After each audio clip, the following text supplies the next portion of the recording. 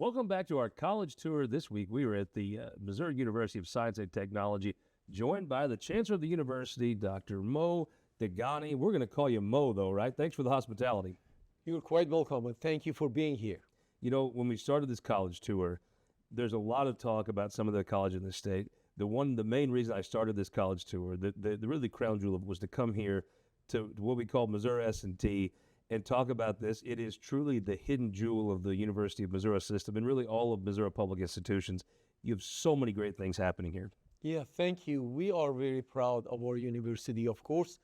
And for 154 years now, this place has been a crown jewel of American engineering and science education.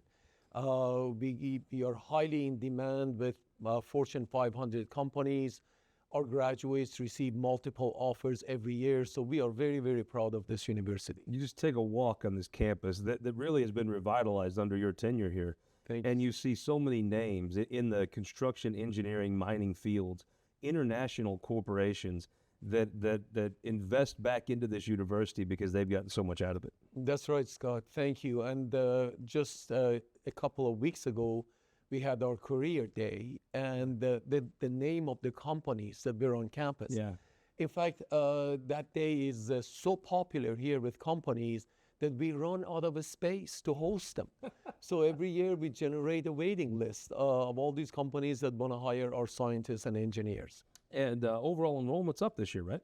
Overall enrollment is up. The head count is up, and we are hoping that the graduate situation will improve because many of our graduate students are international students, and the geopolitical situation is affecting that number. It is a university. It's a public university for sure, but I would say you come as close to anybody as far as breaking even. Not obviously there's a great return on investment, but I mean, you talk about the money that comes in from graduates or Right. Corporations. You talk about the international students. You bring in more money from your students and donors per capita than maybe any university in the state. That's exactly right. We have very, very generous alumni who have not forgotten about the quality of education here. And when they go out there and make it out in the world, they remember that this institution was really the impetus of their success. This picture right behind you is Fred and June Comer. Fred was a 1955 civil engineering graduate and went out there and made success of himself. Fred built 1,012 hospitals across the nation. And when he was very, very successful, he, of course, bestowed the largest gift to any university in the state of Missouri, public or private. And as a result, you see a lot of progress happening here on campus. And, and our graduates benefit from the generosity of our alumni. In fact, our starting salaries of our graduates on the average is number one in the state of Missouri by far. A second distant university is Washington University, even though they're a private university, huge tuition and all of that. But we are by far the highest. I hear academic folks sometimes, and they spit out statistics, and it's like, well, great, they're all good, they're proud of them, they work very hard to get them, but nothing's more important. I mean, you go to college to come out and get a paycheck. Exactly. And that's where the rubber meets the road. Exactly. And speaking of return on investment, 2 years in a row, Wall Street Journal has ranked us in top 10 universities in the nation as far as the return on investment goes. There's just so many positive things. And I don't know that sometimes sometimes we get a little all caught up into the athletic part of the university life. There's so many terrific things happening here. This is I would say, hidden gem in some areas. It's not a hidden gem to the business community in the state, but I think sometimes Missourians don't understand all the amazing things happening here at Missouri S&T. That's right. Let's talk about critical minerals. Now, this is something I don't know a lot about, but I think we've all heard about it lately.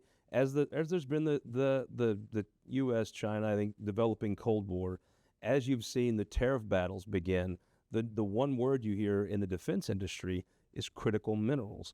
Tell me what you all are doing at S&T on that issue. So the mission of this university, when it was established in 1870, believe it or not, was to address the shortage of critical minerals. Wow.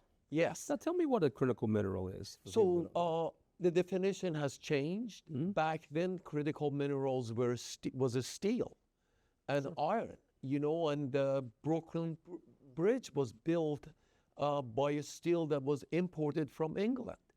And that was alarming, of course. Today, critical minerals range. There are 50 elements that are listed as critical minerals.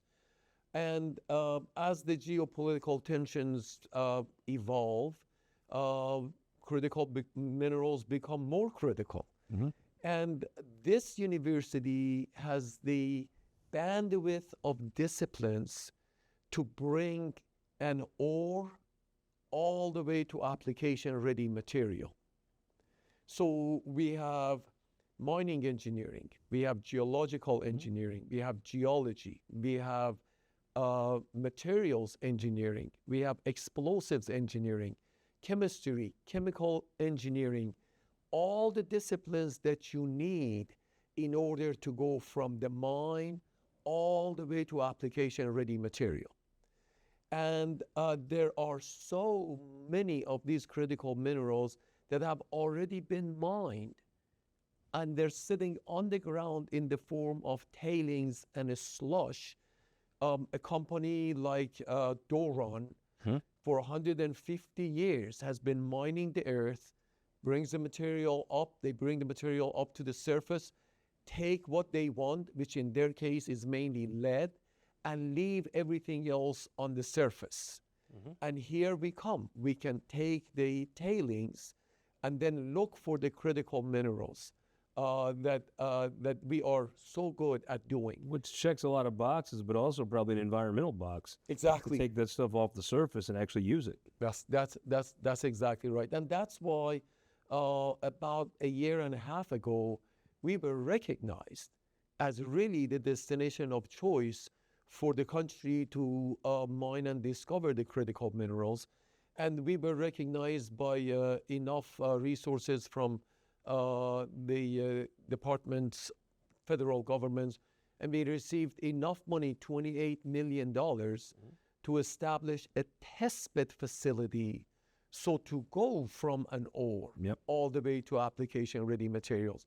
But now all of that changed. Our money didn't come in because of the new look at all these proposals. And we are very much hopeful that we will get back on track on that as well.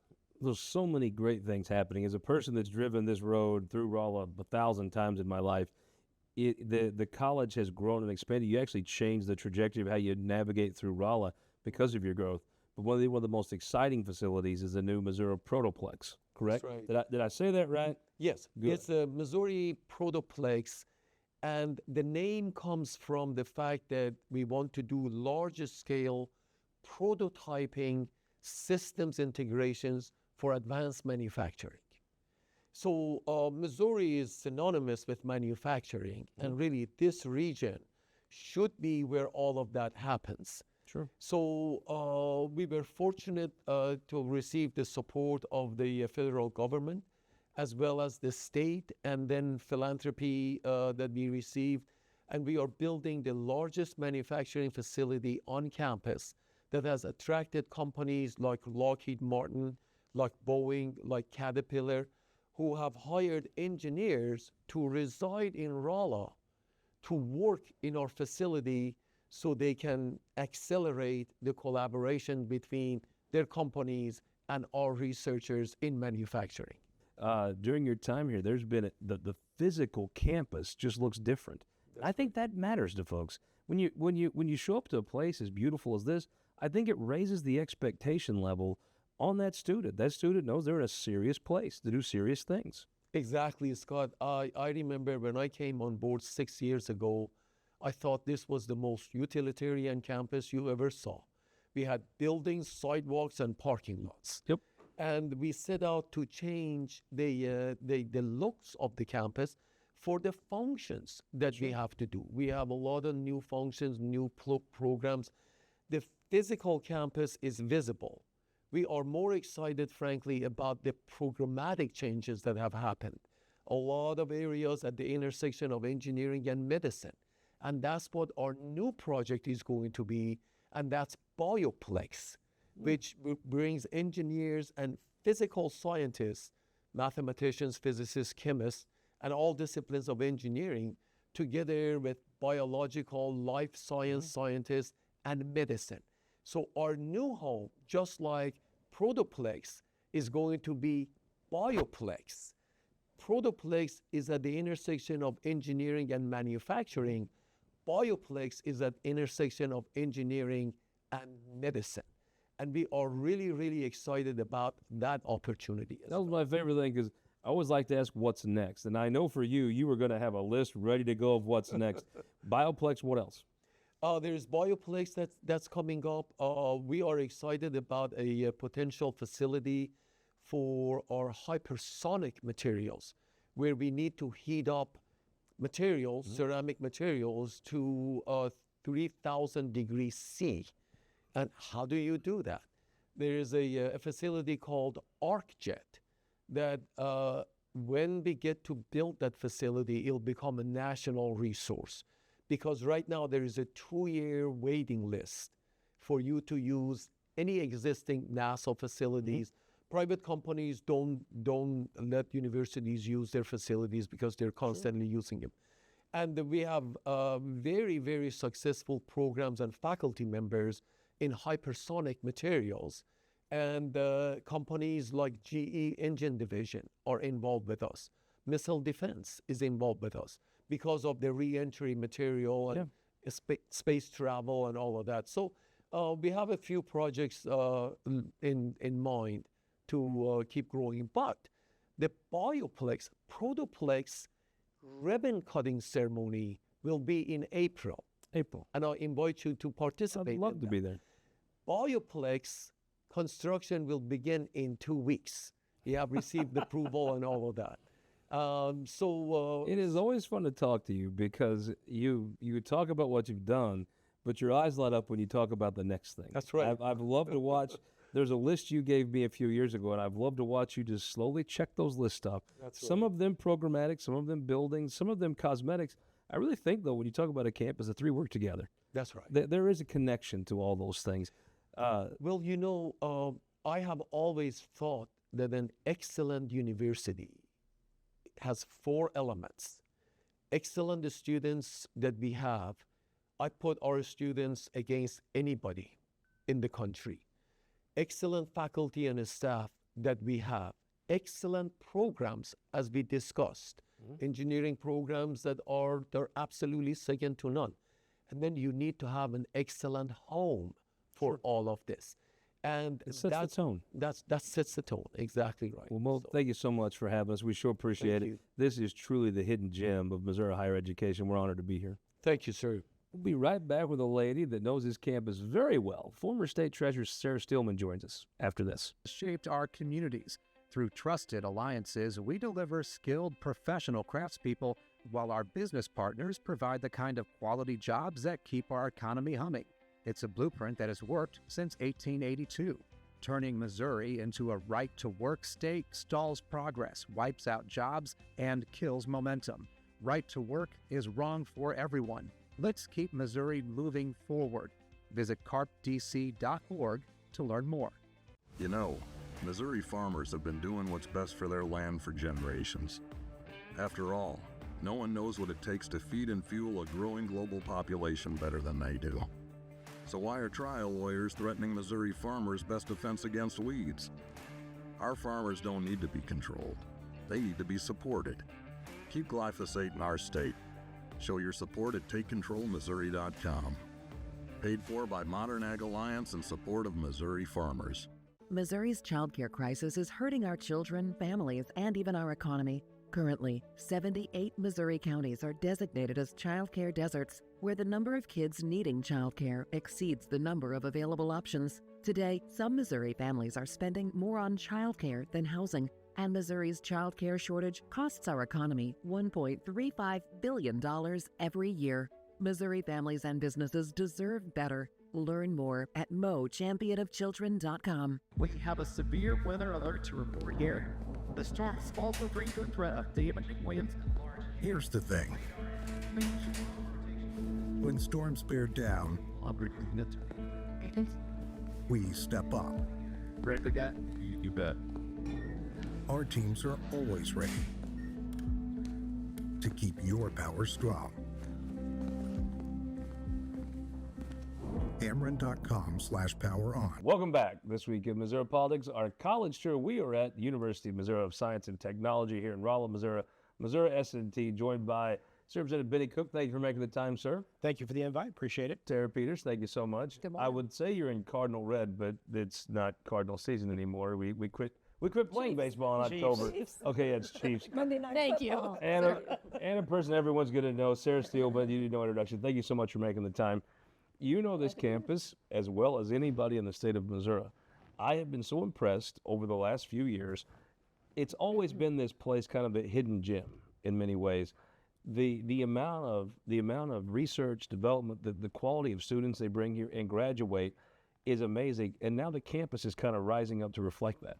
Definitely. Like I said, it's Missouri's best kept secret. It really is. And it was when I represented this area, and I'm sure it was before that.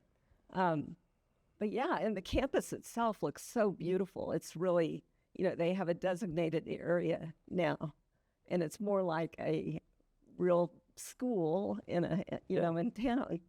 And Mo's just done a fabulous job. It has been a steady increase. I don't think people can see always all the different programs and when you graduate a student 20 years later, they hit it very successfully. It's detached, but you can see the campus and Yes. just walking around this campus, Clayco and these international brands that have invested back in this campus, there's a reason they're doing that. Definitely. I mean, the number of patents the university puts out, the type of research it does. I mean, this is an area that's only the future is begging for campuses like this. It really is, because the STEM education is quality. I think they've been rated several times from Newsweek to the Wall Street Journal. I think just rated them actually at the one of the most valuable degrees you can get, and their placement of people is like at 97%, high income. Tara, advocating for your local university is one of the fun things of being an elected official. Boy, it's got to be easy though to advocate for Missouri S&T. Oh, absolutely. I start any of my when I present a bill, I say two things: that we have the best kept engineering school secret in Missouri. We have great wines, right? So I always try to tout that we do have a great university here. Dr. Dehghani has done an amazing job just in my time that we've lived in Rolla. The campus, as Sarah said, it has just really grown from what it was to what it is now. And he has very high visions, and he doesn't accept anything less than that. And it's evident, obviously, on our campus. You used to come through Rolla and you'd see the campus, and it did look like a bunch of engineers did the architecture on it. I mean, it kind of, you didn't have to twist my arm to convince me that this was an engineering place. But he has really came in, and they've raised that up. This is a world-class university, bar none. And now the campus reflects that. And I, on some level, I think it does help recruit top students, top teachers. I think top teachers want to teach in a beautiful place like that. And I think those things really do come together and matter. I walk with a group of ladies every morning, and we walk on campus. And I tell you what, again, it's always immaculate. It always looks amazing. And now the buildings, I mean, we've got fancy glass, and there's high towers, and we've got business, the Protoplex that's going in over across from 44. We have really, just when you drive through Rolla, you see the Great Bridge that's over 44. So aesthetically, if you're driving through or around Rolla, our campus is definitely impressive. Bennie, I love talking about Missouri S&T because you can get into some theoretical stuff, and I'm sure there's a lot of great jobs for people that get a philosophy degree. But if you come to Missouri S&T and you get a degree in engineering, you got a paycheck waiting on you at the end of that. A very good paycheck. It's a great school. I grew up just north of here in Bell, live just south of here now in Houston, and coming to Rolla, here was S&T. Was UMR, now S&T. this is a great university for the state of Missouri and for the country. We have one of probably the greatest president in Moon Choi in the entire country, in my opinion. And then we have a great chancellor here, Dehghani, and they're doing great things in the entire system. And just S&T itself, just what they're providing for even, our students across this region for the STEM programs. Public schools come up here from, I think it's pre-K to high school, being involved in that program with the things they provide students outside of the college area here into our public schools. That's a great additional program they provide. Sarah, tell me, you heard the chancellor talk about he had some funding for critical minerals, which is a term I didn't really know what that meant. I thought I might, from context, but I've heard that a ton from people in the national defense sector, not just in the business sector. When you lose funding like that, I'm sure you've been on the end of those calls having to say, okay, where do we go from here? What do you do about something like that? Well, you work twice as hard to get it back. And you contact as many people as you want. Earlier we were talking about the alumni, which has a very, MST has a very impressive alumni and board of trustees, and very well respected, I think, throughout the country. So I would engage them and say, hey, here's why MST is the place. Good Midwestern college, critical minerals, rare earth minerals. That's all we hear about in reference to competition from China. Here's the place we could do research on it right here.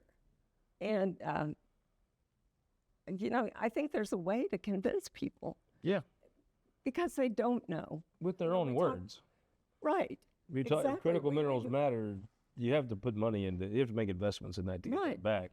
And this would be. I can't imagine a better place, not just in Missouri, but in the world, that invest here at S&T. Yes. It is kind of tough when you're planning on a big ceremony and then you lose that funding, and you got to go back to that drawing board. That, I guess, you just have to grit down and go back to work, right? You just have to more, like Sarah said, talking about it. I mean, I guess people don't. They had a critical minerals conference that I attended at one point in time. And if you hear just from, again, like you said, it's not just Missouri. We're talking about making a hub that secures economic development and jobs for people and secures safety for the entire country. I mean, we're not just talking economic impact to Rolla. As Bennie said, this isn't just the United States either. This is internationally. You become the hub for that in your manufacturing. We're talking, batteries for our phones and our cars, and securing the rights to those minerals and being able to produce and manufacture those here in this area.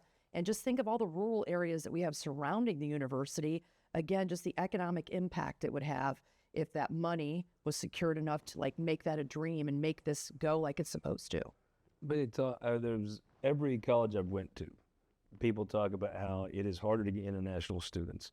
I think the immigration crackdown is something that most folks, I think you'd run into in Kabul, they support it. But there is a downside. I don't think anybody was thinking we're going to build that wall to keep international students out.